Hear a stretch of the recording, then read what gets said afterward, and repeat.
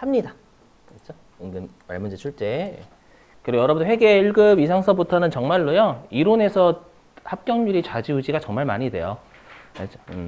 실기는 대부분 정말 나오는 데서만 추구장창 냅니다, 여러분, 진짜로. 근데 이제 왜 이론에서 당락이 좌지우지 되냐면, 우리가 그 회계 2급은 재무회계 쪽만, 재무회계 쪽에서만 이론이 다 나오니까 그쪽만 파도 거의 다 맞아요. 맞죠? 근데 문제는 이제 재무회계 범위가 좀 더 회계 1급은 넓어지는데 문제가 이론이 7문제가 줄어버려요. 그죠? 그리고 나중에 이제 부가가치세법은 범위도 넓은데 3문제 나오니까 이제 이론 쪽에서 많이 틀리게 돼요. 알죠? 그래서 이제 여러분들이 목표를 이론 쪽은 10문제 이상 맞으시는 걸 목표로 일단 하셔야 돼요, 원래. 그러니까 위로 갈수록.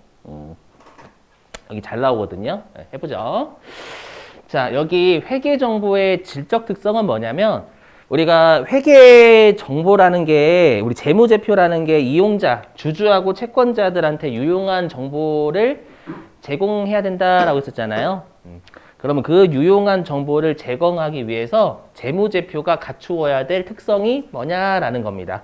그렇죠? 자, 그랬을 때 우리 시험에 가장 잘 나오는 게 여기입니다. 주요 질적 특성. 여기요. 여기입니다. 뭐냐면 목적 적합성과 신뢰성. 당연히 재무제표가 신뢰가 가야 돼요. 맞죠? 신뢰가 가야 되지만 또는 우리가 재무제표를 이용할 때 내가 만약에 주식 투자에 활용하려고 해요. 그렇죠? 주식 투자에 활용하려고 하면 그 회사가 빚이 많으면 그 회사가 최근 들어서 빚이 많으면 금리가 워낙 높으니까 아씨 이 회사는 좀 그렇다 나중에 망할 것 같아 하면 투자 안 하면 되는 거고 그죠? 그래서 목적 적합해야 된다라는 겁니다. 알죠? 근데 주의하실 게 말문제 우리가 신뢰성하고요 목적 적합성은 상충관계다라고 해요. 서로 충돌해요. 그러니까 어느 한쪽이 올라가면 어느 한쪽은 내려가게 돼 있어요. 반드시. 알죠? 그래서 이 둘을 함께 높이는 방법은 없어요. 알죠? 이거 말문제 대비하시고 그 다음에 이제 우리 시험에 출제 잘 되는 게 요 목적 적합성하고요 신뢰성의 하부 원칙이라고 해서 여기 하부 원칙입니다, 여러분들. 하나씩 설명 좀 드려볼게요. 자, 설명 좀 드리면 일단 목적 적합성 뭐냐면 자 일반적으로 여러분들 재무제표를 주로 이용하는 사람들은 주주나 채권자 이쪽이란 말이에요. 특히 주주들은 왜 하냐면 투자 때문에 하는 거죠. 맞죠? 근데 우리가 주가를 맞추는 사람이 있어요, 없어요? 있으면 그 사람은 천재지. 맞죠? 아무도 주가를 예측할 수는 없어요, 여러분들. 맞죠? 그걸 예측할 수 있으면 거의 뭐지? 한국의 신이죠, 신. 거의 하느님급. 맞죠? 그런 사람은 없어요. 근데 우리가 다 예측하죠, 여러분들. 어떻게 예측해요? 우리가 이제 뭐 예를 들어 가지고 내가 어떤 회사의 재무제표를 봤어요. 재무제표를 봤는데 이 회사가요 부채가 너무 많은 거예요. 재무 상태가 안 좋아. 그래서 이 회사는 요즘과 같은 금리 인상기에는 재무제표 부채가 많으니까 망하겠지? 좀 성과가 안 좋을 거야 라고 내가 예측을 했다라는 거예요. 아시죠? 또는 어떤 회사는 재무제표가 진짜 좋아요. 차입금이 하나도 없어. 그런 회사도 있습니다, 여러분들. 그럼 이 회사는 차입금 없으니까 이 회사는 좀 돈 잘 벌지 않을까? 이렇게 예측을 한 거예요. 이해되시겠어요? 이렇게. 그래서 내가 재무제표를 보고 그 회사를 예측을 해야 된다라는 겁니다. 그게 목적 적합하잖아요. 맞죠? 왜냐하면 우리가 주식이라는 건 뭐예요? 주가라는 건 미래를 반영하죠, 여러분들. 알고 계시죠, 여러분들? 지금 잘 나와봤자 우리 나중에 쓰레기같이 되는, 쓰레기같은 건 아니고 나중에 엎어질 기업은 아마 주가 떨어질 거예요, 실제로. 맞죠? 자, 그렇게 되는 거고요. 자, 그 다음에 피드백 가치는 뭐냐면 자, 내가 만약에 아까 이랬죠. 그 금리 인상기에 부채가 높은 기업은 일반적으로 망할 확률이 높다 했는데 정말로 이번에 특히 부채가 높은 데들 여러분들 거기 어디 건설회사들이 부채 많거든요. 알고 계세요? 그래서 건설업체 중에 몇 개가 실제로 도산했습니다. 실제로. 특히 중소건설회사. 아시죠? 그럼 나의 예측이 맞았죠? 그래서 역시 부채가 많으면 금리 인상기에는 투자 안 하는 게 확실해. 맞죠? 요거는 나의 예측을 확인했다라고 하는 겁니다. 되세요? 근데 부채가 진짜 많은데 어떤 회사가 성과가 진짜 좋은 거예요. 부채는 많지만 예를 들어가지고 이 회사가 어떤 시장의 점유율 1위예요. 특히 성장하는 거 있죠. 뭐 예를 들어서 로봇이라든지 아니면 뭐 전기차 그쪽에서 1위에 부채는 엄청나게 많은데 그래서 막 이익이 계속 뛰는 겁니다.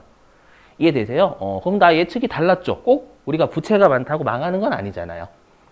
이해되세요? 그리고 부채가 없더라도요, 이익을 못 내는 회사도 많아요, 여러분들. 왜냐면 그게 성장 사업이 아니어가지고. 부채는 없어. 깔끔한데, 뭐 경영자가 자질이 안 좋다라든지, 배당도 안 줘.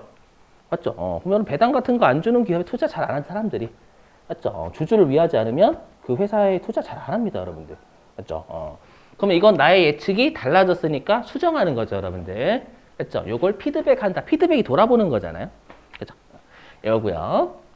그 다음에 적시성은 뭐냐면 그 이용자가 당연히 적시가 제때죠. 이용자가 필요할 때 제때 재무제표 보고하라 라는 거예요. 그래서 여러분들 실제로 상장 기업들 있죠. 우리가 배우는 기업들은 비상장 기업의 회계 기준을 여러분들이 배우시는 겁니다.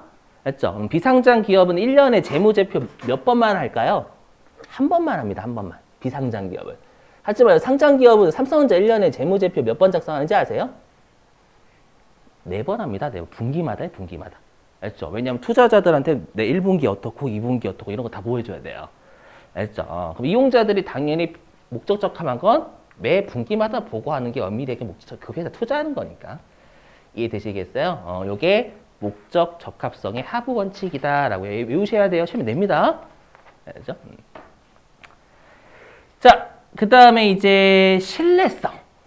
자, 재무제표가 신뢰가 가려면 실제로 여러분도 어떤 회사에 재무제표를 볼 때 그 회사가 사업보고서라는 걸 작성하거든요. 그럼 사업보고서에 그 회사의 장점만 나올까요? 아닙니다. 단점도 나와요. 뭐 예를 들어가지고 뭐 반도체 있잖아요. 맞죠?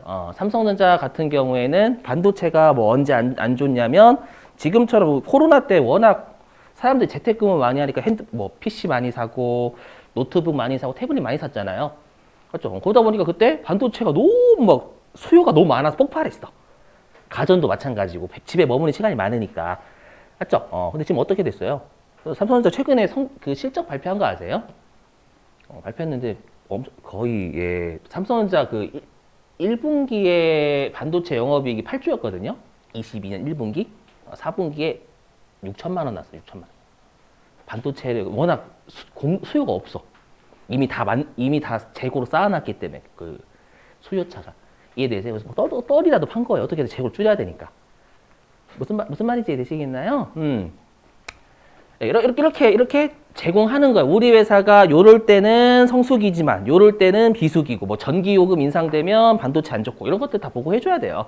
그래야 신뢰가 가는 거죠. 이 회사가 잘난 것만 보고하고 못난 거는 가만히 있으면 이건 투자자를 기만하는 거예요. 맞죠? 그게 표현의 충실성. 충실하게 표현해라. 너한테 좋은 것만 표현하지 말고. 이해되시겠어요? 요거. 자, 그 다음에 동그라미 3번부터 할게요. 쉽죠? 중립성. 당연히 회사가 중립적이어야지. 어느 한쪽으로 치우치는 우리가 뭐, 특히 어르신들 보면은 가끔씩 우리 어르신들 식당 가면은요. 제가 예전에 이제 순댓국밥 먹고 있는데 3분의 어르신이 계셨어요. 한 분은 진보, 한 분은 보수, 한 분은 중립. 싸우셔 막. 그게 뭐죠? 진보하고 보수 아저씨들, 어르신들 싸워. 그러면 중간에서 중립분이 말리죠. 맞죠? 밥 먹고 있는데 너무 시끄러운 거예요. 그래서 이제 어머니가 이제 말리시는데, 계속 싸우시더라고. 맞죠? 그럼 이제 신뢰가 안 가죠, 여러분들. 너무 한쪽으로 편향돼 있으면. 그죠? 그래서 중립성. 되세요? 자, 그 다음에 검증 가능성은 뭐냐면, 이거예요. 우리가 여러분들 일반적으로 금리 인상기에는 어느 쪽이 좀 강할까요? 어느 쪽? 금리 인상기에 당연히 은행 쪽 강하겠죠. 금리 높아지니까. 맞죠? 그럼 우리가 동일한 경제적 사건이 금리가 오르는 거죠. 맞죠? 금리가 올랐을 때 동일한 측정 방법을 우리가 재무제표를 봤을 때 우리가 동일한 경제적 사건에 대해서 동일한 측정 방법이라는 건 우리가 어떤 회사의 성과를 봤을 때 은행이 실제로 이익 많이 나거든요.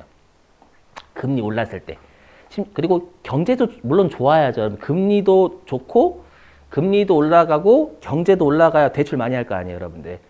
맞죠? 그러면 내가 이번에 금리도 올랐고 경제도 좋아. 그러면 이 회사의 그 금융업의 이익이 뛸 것 같다라고 했는데 그게 유사한 결론에 도달하면 그건 신뢰가 가는 이제 나의 경험치가 쌓인 거죠. 그럼 나중에 투자할 때 금리 인상되고 경기가 회복되면 내가 이쪽 은행 쪽 가겠죠, 여러분들. 주식 같은 거 살 때. 이해되세요? 요게 검증 가능성. 그럼 그건 여러분 신뢰가 가는 거잖아요. 그렇죠? 이렇게. 꼭 하부 원칙 외워주세요, 요거. 자, 실제 문제 한 개 풀고요. 쉴게요. 마칠게요. 교재 어디냐면은요. 특별 94회. 여기 있네. 389. 교재 389페이지 가실래요? 교재 389페이지.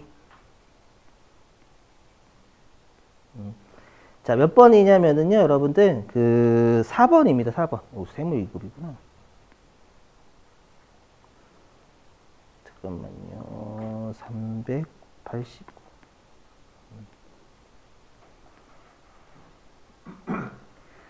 자, 보죠, 여러분들. 네.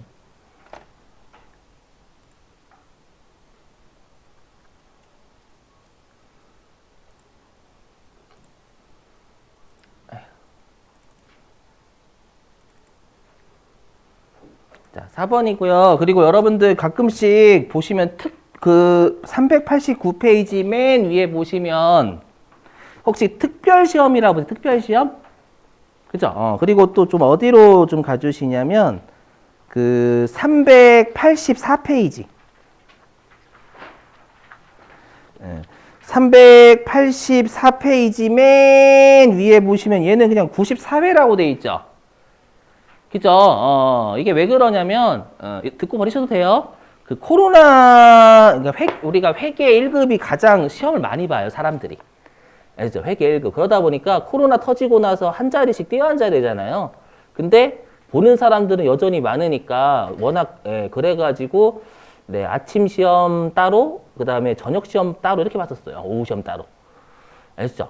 그래서 좀 특별하고, 제가 특별 시험 아니면 그냥 일반 시험이라고 할게요. 특별히 아니면 일반이라고.